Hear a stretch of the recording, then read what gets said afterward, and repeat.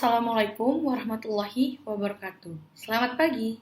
Dalam rangka memenuhi tugas mata kuliah Hukum Internasional yang diampu oleh Ibu Amalia Zuhra serta Bapak Aji Wibowo, kami dari kelompok 3 akan membahas materi mengenai sumber hukum internasional.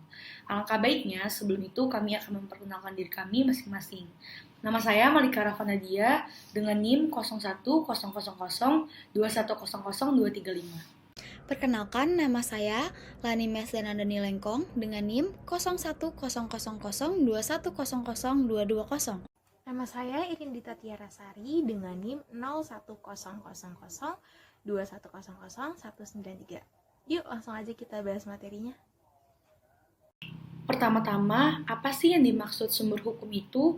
Menurut Mokhtar Kusumaatmadja, sumber hukum merupakan jawaban atas pertanyaan di mana kita dapat menemukan hukum. Dapat juga diartikan sebagai kekuatan atau faktor yang membantu dalam pembentukan hukum itu sendiri. Nah, kalau sumber hukum internasional itu ada apa aja sih? Sumber hukum internasional terdapat dalam pasal 38 ayat 1 Statuta ICJ atau Statuta Mahkamah Internasional. Ada dua kategori sumber hukum internasional dalam arti formal. Yang pertama itu sumber hukum utama atau primer yang terdiri dari perjanjian internasional, kebiasaan internasional, dan prinsip-prinsip hukum umum. Lalu yang kedua itu ada sumber hukum tambahan atau sekunder yang terdiri dari putusan pengadilan internasional dan pendapat para sarjana atau ahli. Perjanjian internasional merupakan persetujuan yang dilakukan oleh negara-negara yang bentuknya tertulis dan diatur oleh hukum internasional, berperan sebagai sarana untuk meningkatkan kerjasama internasional. Perjanjian ini harus diadakan oleh subjek hukum internasional yang menjadi anggota masyarakat internasional. Istilah lain untuk perjanjian internasional antara lain yaitu traktat, fakta, konvensi, piagam, deklarasi, dan protokol. Dan secara umum nih, perjanjian internasional ini dapat dibagi menjadi dua jenis, yaitu yang pertama itu ada perjanjian multilateral, yang artinya sebuah persetujuan yang disepakati oleh lebih dari dua negara. Dan yang kedua itu perjanjian bilateral, yang artinya kontrak antara dua negara.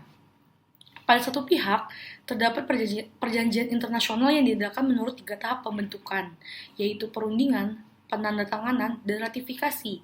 Di pihak lain, perjanjian internasional ada yang hanya melalui 2 tahap saja, yakni hanya perundingan dan penandatanganan saja. Contoh perjanjian internasional ini diantaranya ada UNCLOS tahun 1982, lalu ada Konvensi Wina di tahun 1961 dan 1963, lalu yang terakhir itu ada Protokol Jenewa. Di sini saya akan menjelaskan sumber hukum internasional yang kedua, yaitu kebiasaan internasional. Menurut Martin Dixon, hukum kebiasaan internasional adalah hukum yang berkembang dari praktik atau kebiasaan negara-negara yang diterima sebagai hukum internasional di negara tersebut. Contoh dari kebiasaan internasional yaitu penggunaan bendera putih sebagai bendera tanda untuk memberikan perlindungan kepada utusan yang dikirim untuk mengadakan hubungan dengan pihak musuh. Perlu diketahui bahwa tidak semua kebiasaan internasional dapat menjadi sumber hukum. Untuk dapat dikatakan bahwa kebiasaan internasional itu merupakan sumber hukum, perlu terdapat unsur-unsur sebagai berikut. Unsur yang pertama yaitu harus terdapat suatu kebiasaan yang bersifat umum atau hal yang sudah dilakukan secara terus-menerus, atau unsur material. Yang kedua, kebiasaan itu harus diterima sebagai hukum atau pengakuan subjektif dari negara-negara yang melakukan kebiasaan internasional tertentu, atau unsur psikologis. Kebiasaan internasional erat hubungannya dengan perjanjian internasional, yang dimana hubungan ini adalah hubungan timbal balik. Dalam hukum kebiasaan internasional terdapat prinsip persistent objector, yang artinya masih dimungkinkan terdapat beberapa yang menolak hukum kebiasaan internasional secara terus-menerus. Bukti penolakan tersebut harus disampaikan dengan jelas oleh suatu negara. Selanjutnya, sumber hukum internasional yang ketiga ialah prinsip-prinsip hukum umum. Prinsip-prinsip hukum umum ialah prinsip hukum secara umum yang tidak hanya terbatas pada hukum internasional saja, melainkan dalam hukum perdata, hukum pidana, hukum lingkungan, dan lain-lain.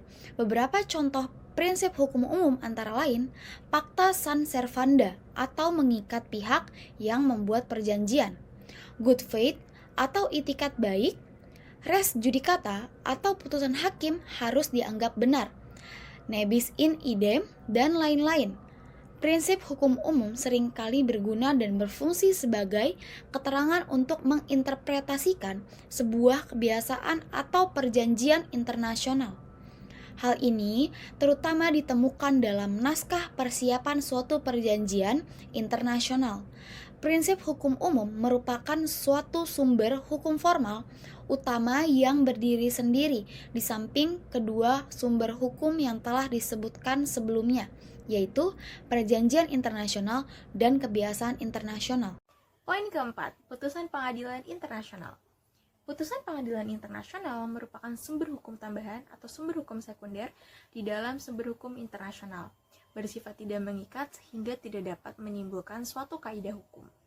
Meskipun demikian, bukan berarti bahwa putusan pengadilan internasional memiliki kedudukan yang lebih rendah dibandingkan sumber hukum lain di atasnya.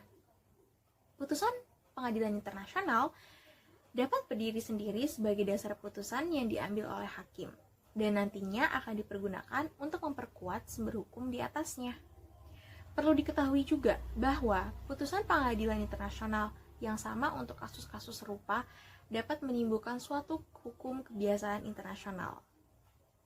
Putusan pengadilan internasional terutama yang berasal dari Mahkamah Internasional Permanen, Mahkamah Internasional, dan Mahkamah Arbitrase Permanen mempunyai pengaruh yang besar dalam perkembangan hukum internasional. Contohnya dapat kita lihat yaitu terdapat dalam kasus Anglo-Norwegian Fisheries Case 1952, di mana hakim menciptakan suatu ketentuan baru dalam hukum internasional untuk pembatasan laut teritorial dengan memperhatikan kondisi geografis suatu wilayah. Poin kelima, pendapat para sarjana atau para ahli. Dapat disebut juga sebagai doktrin. Ajaran para sarjana hukum terkemuka ini dapat dikatakan bahwa penelitian dan tulisan yang mereka lakukan seringkali dapat dipakai sebagai pegangan atau pedoman untuk menemukan apa yang menjadi hukum internasional. Walaupun ajaran para sarjana itu sendiri tidak dapat menimbulkan hukum. Sifat sumber hukum yang satu ini sama dengan sifat sumber hukum internasional yang sebelumnya, yaitu putusan pengadilan internasional. Mempunyai sifat yang tidak mengikat dan tidak dapat menimbulkan kaidah hukum, dan juga merupakan sumber hukum tambahan atau sumber hukum sekunder dalam sumber hukum internasional. Sebagai contoh, ada pendapat dari Gidel mengenai zona tambahan di laut yang diikuti banyak pakar dan akhirnya menjadi hukum kebiasaan internasional. Kemudian ada juga pendapat dari Alfred Pedro mengenai konsep warisan bersama umat manusia atau Common Heritage of Mankind, yang menjadi semua konsep yang diakui di zona laut lepas dan dasar laut samudera dalam. Sekian pemaparan materi sumber hukum internasional dari kelompok kami.